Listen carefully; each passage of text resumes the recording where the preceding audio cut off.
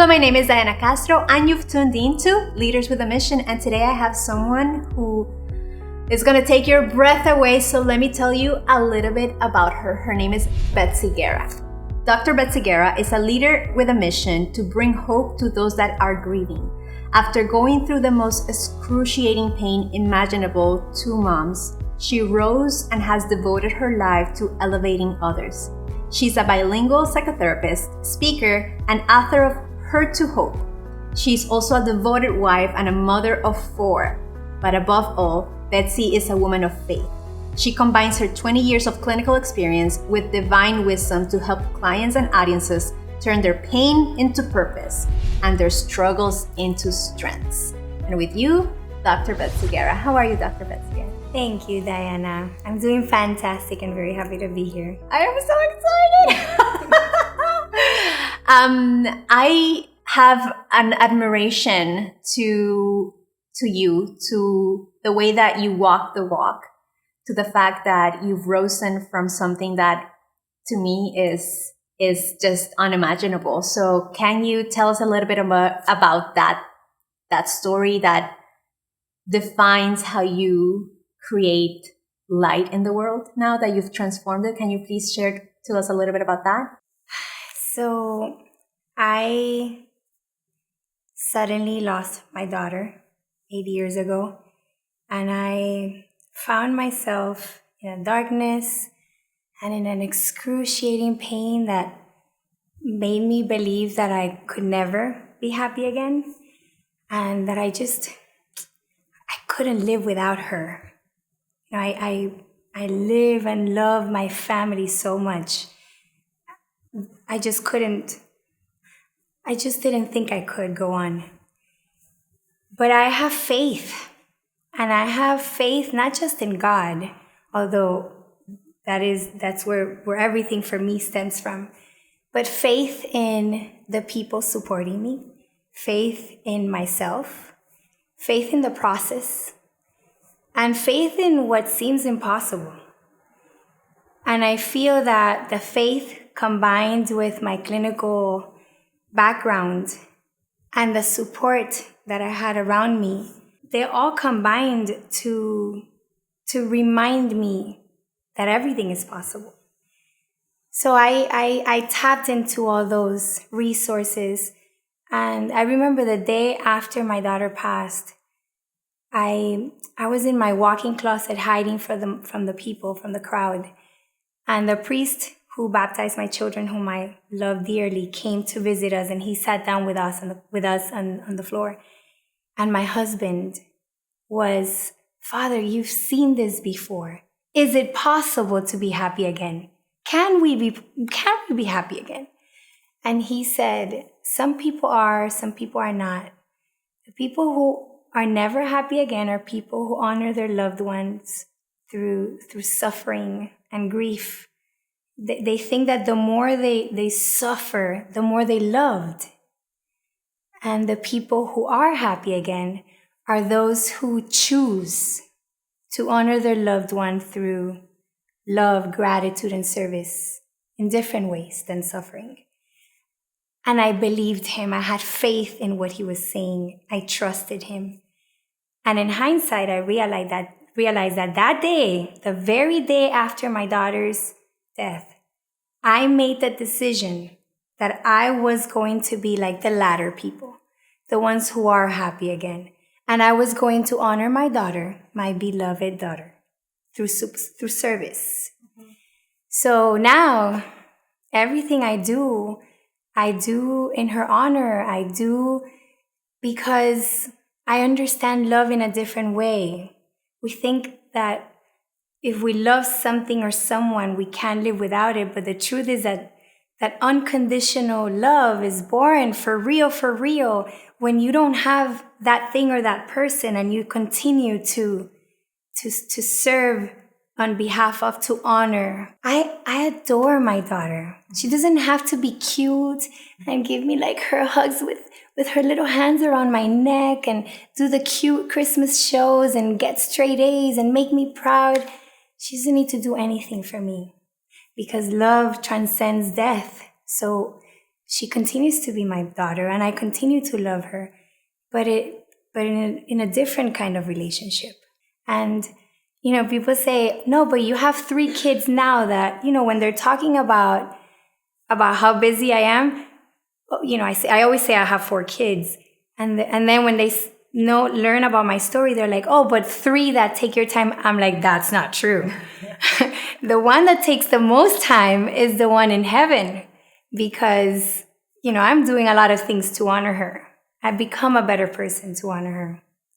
So I made that decision. Everything starts with a choice. I made that decision 8 years ago.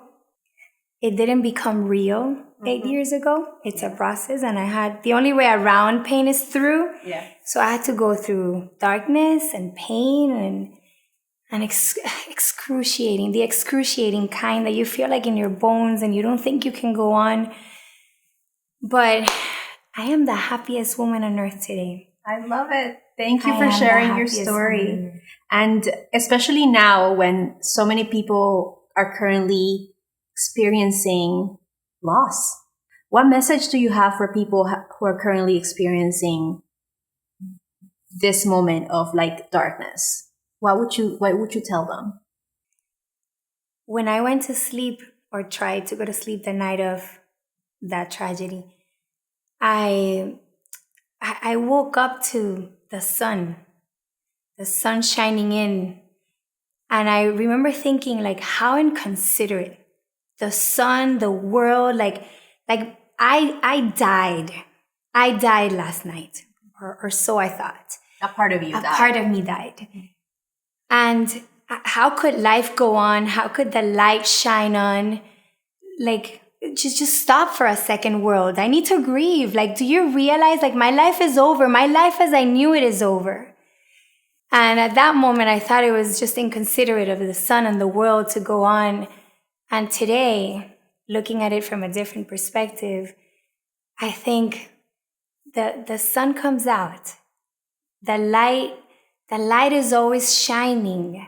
We just have to look at it, and look at it in a different light, in a different perspective. So at that point, I thought, you inconsiderate light and sun coming out again. How dare you? How dare you? Mm-hmm. And now I think every time I'm in darkness still, because we all go through challenges. Every day we experience some form of loss.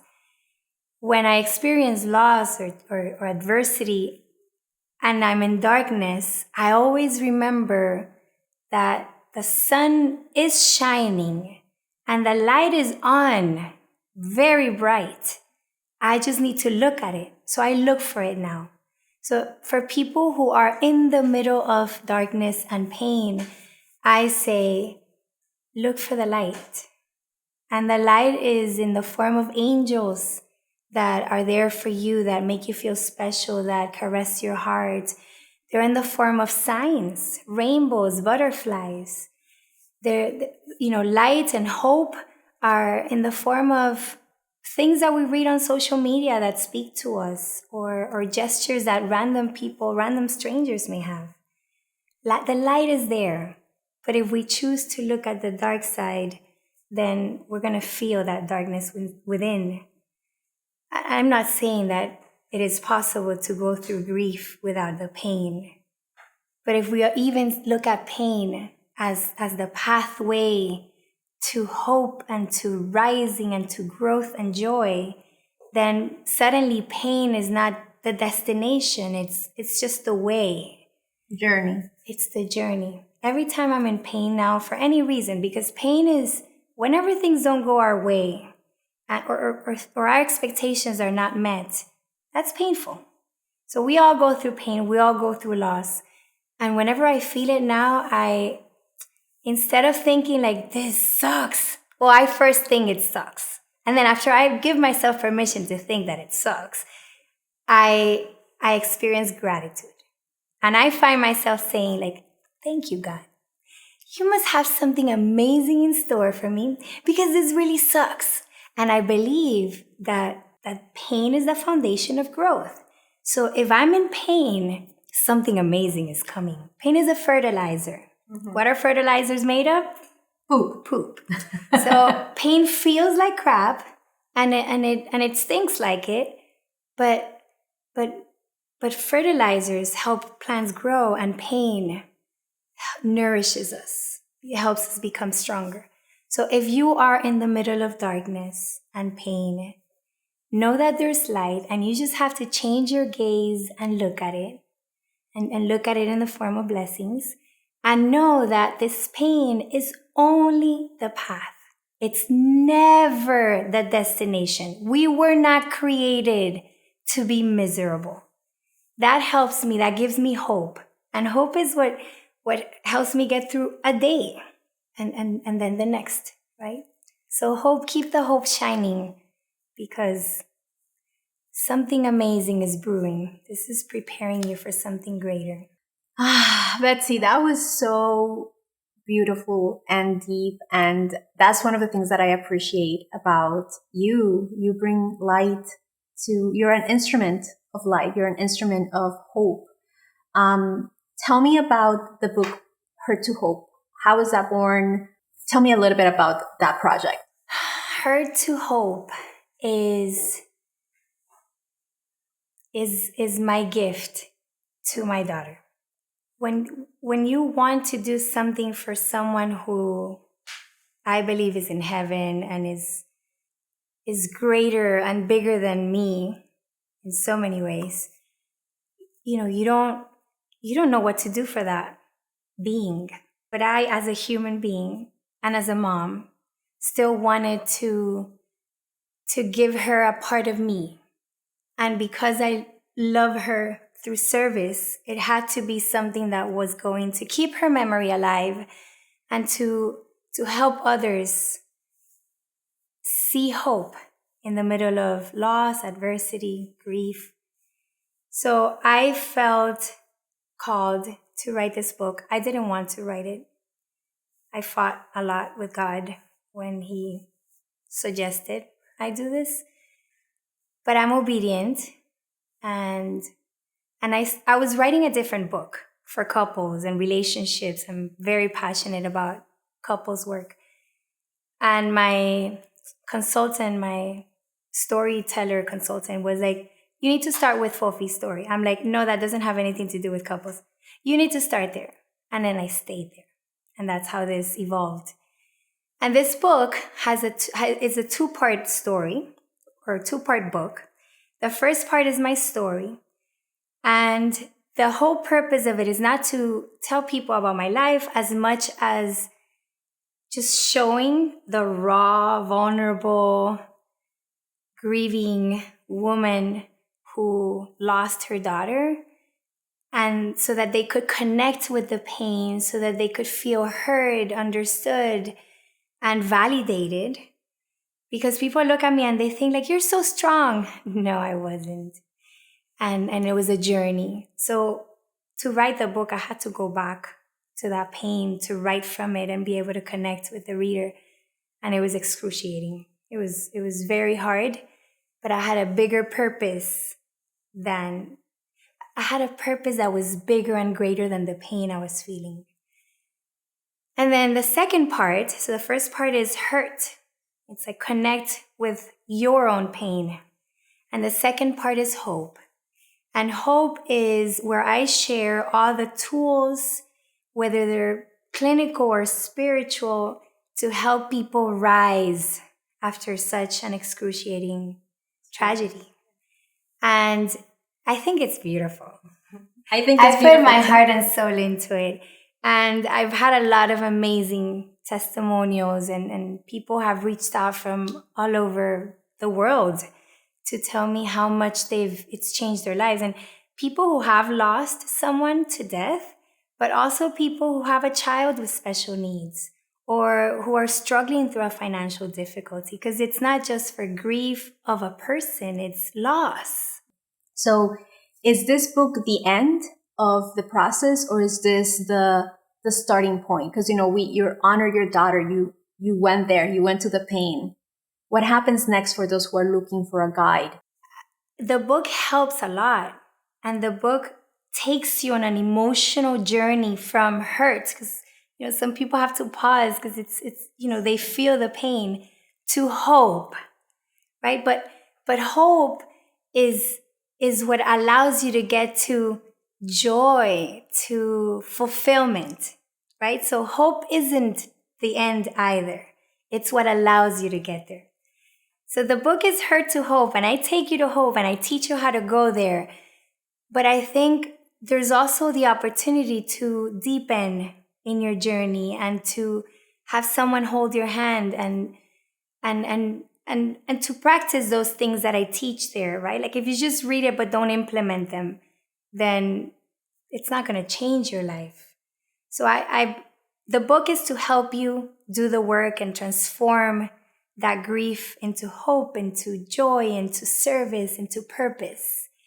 I have other programs also because people reach out and they want more, a deeper interaction. So I have an online program for people who have experienced the pain of losing a loved one, whether it's through divorce or death.